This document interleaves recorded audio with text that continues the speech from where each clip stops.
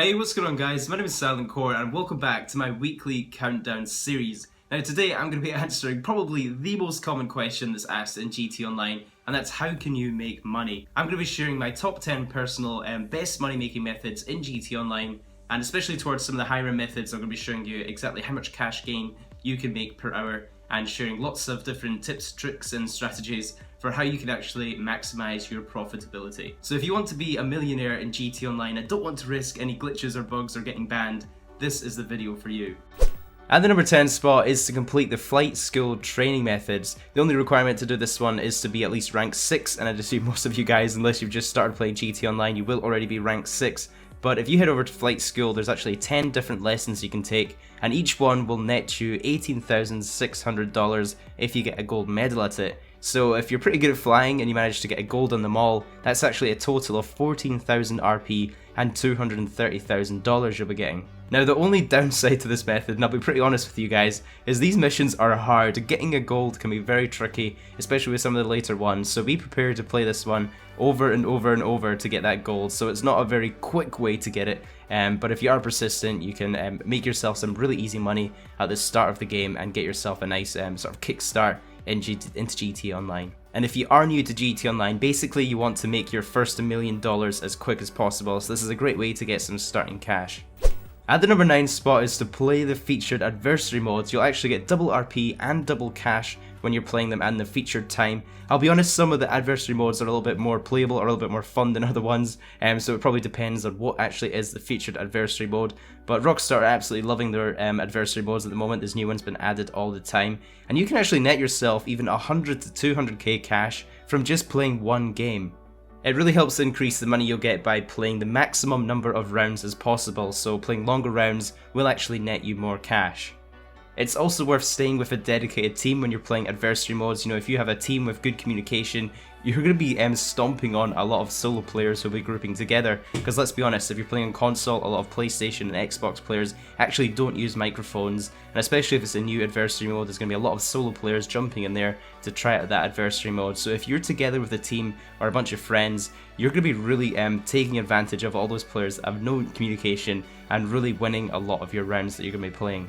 At the number 8 spot is to take advantage of the premium races. So some of these are a bit easier than others. The one I'm showing you on screen was the most recent one I've completed, and that was in Mount Chiliad. It was basically a point-to-point with supercars. So I feel like these ones are probably the easiest with supercars. Most people tend to drive around supercars the most, so they're most comfortable when they're driving these.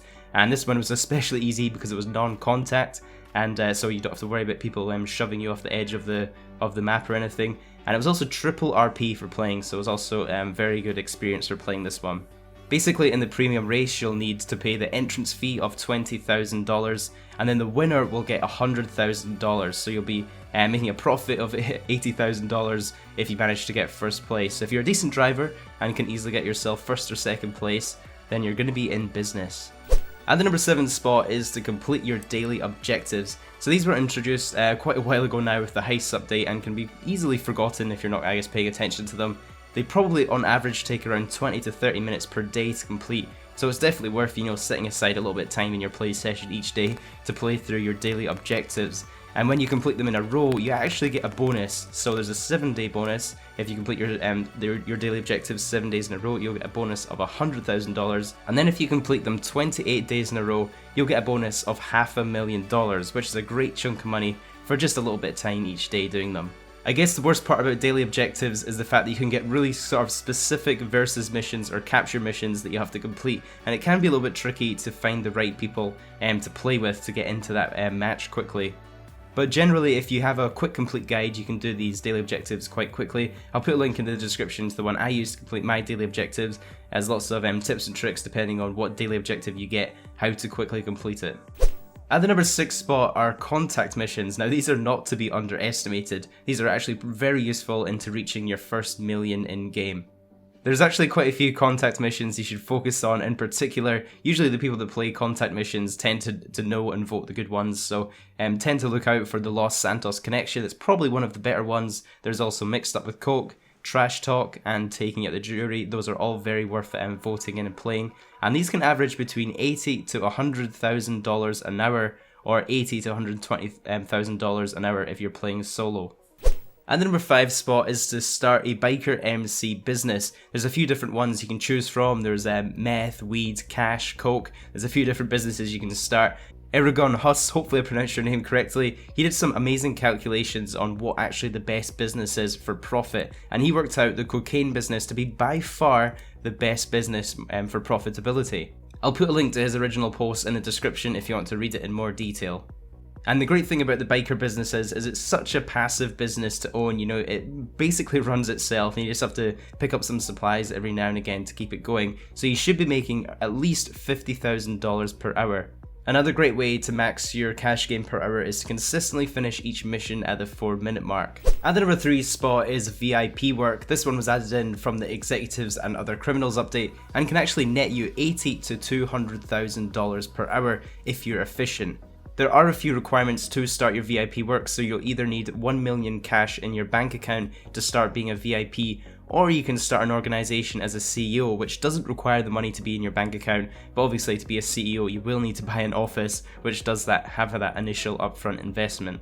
Basically, when you complete a job, you'll have a 5-minute cooldown before you can start another. And if you want to max out your cash gain per hour, there's a very handy wave method that was written up by Psycho that you can refer to if you want to avoid the usual countdown timer. It's a little complicated, but basically when you complete Sightseer, Headhunter will become available, and by the time you complete Headhunter, Hostile Takeover will be available after that, so there's a very handy wave trick that you can do to avoid that usual cooldown timer. Next up is the CEO work, where basically you fill your warehouses full of supplies. Now running crates to these warehouses can get a little bit tedious. I tend to use the buzzard to make things as fast as possible, and then when you fly close to your office, it'll actually give you the option to kind of quick skip for a fast landing. And there's actually a countdown timer, so having 2 warehouses to fill simultaneously can save you a lot of valuable time. Now believe it or not, but filling 2 warehouses simultaneously is still some of the fastest cash gains you can make per hour in GTA 5 today. You also want to make sure that you're only selling your warehouse when it's completely full to maximise your profits, and that way you get the most cash for your product. I'm also going to link in the description a very handy guide written up by Mark UKPC, who basically compared the 3 different crate options with regards to profit per hour, so you can be making between $150,000 to $200,000 per hour. Moving on to the number 2 spot. Now you might be surprised to see heists so far up this list, and although they're nothing new, they can still be a very powerful money making method. Now obviously you do not want to play this solo. Heists are very much dependent on teamwork, communication, having friends that are available to play at the times you're available, so you definitely want to have a reliable team for this. If you are a completely solo player, I'd completely recommend using a Reddit page called Heist Teams. I've used this multiple times myself when I want to play solo and don't have anyone to play with. There's always people looking on here for heist players on all platforms, and I've just about always had a good experience with everybody I've found on that Reddit page. It tends to be only people that looking on there that have mics and want to communicate and are experienced players anyway, so it's a great way to find other people to team up with. So I can't stress this enough, you do not want to use the normal matchmaking to find people to play with heists. Every time I've done this, I've found just trolls or people want to blow you up or ruin your time. So you want to find reliable people and be extra efficient when you're completing them, and that way you can maximise your profit per hour, and you should be making around $250,000 per hour with a good team if you stick to the Pacific Standard heist. And that leaves us with my number 1 money making method in GTA Online, and that is buying shark cards. That was just a joke, by the way. Basically, the number 1 money making method is to use the Import-Export Vehicle DLC. Now this is a very effective grinding routine that was written up by Gamiac. I'll show you guys the routine on screen, and this can net you over $420,000 per hour, so it's a very powerful technique to use. And the reason it works is once you have every low to mid-end car in your warehouse, you can start a cycle that basically gives you high-end cars. So you'll notice a bit of a pattern in this method, but it starts off by becoming a CEO, you'll then complete Headhunter, after that you'll sell a top-end car, you'll complete Sightseer and then Headhunter, and then you'll source a car, complete Sightseer, and then you'll sell your top-end car. And as you can see, it's quite similar to the way the wave trick worked previously with the VIP system I explained previously, but basically you want to follow this and you can avoid the CEO cooldown timers. So there you go guys, that was the top 10 money making methods that I've managed to find in GTA 5. If I have missed any, or if you have any ideas or tips or tricks for making money, be sure to leave them down in the comments section below. Maybe other people will benefit if you do have any good ideas for making money. If you enjoyed this video, don't forget to take a few seconds to leave a like and also subscribe. I do a new countdown every single week so you don't want to miss out on any future ones. Thank you guys so much for watching, I hope you have an awesome weekend, and I'll catch you in the next one. Flipping cause I did the scene, flipping heist here with the team. You know me, got the antidote, I spit it sick up in Los Santos. Dodging missiles, dodging bullets, coming at me now, tell me to pull it. I'm a G, DOA, silent core in GTA.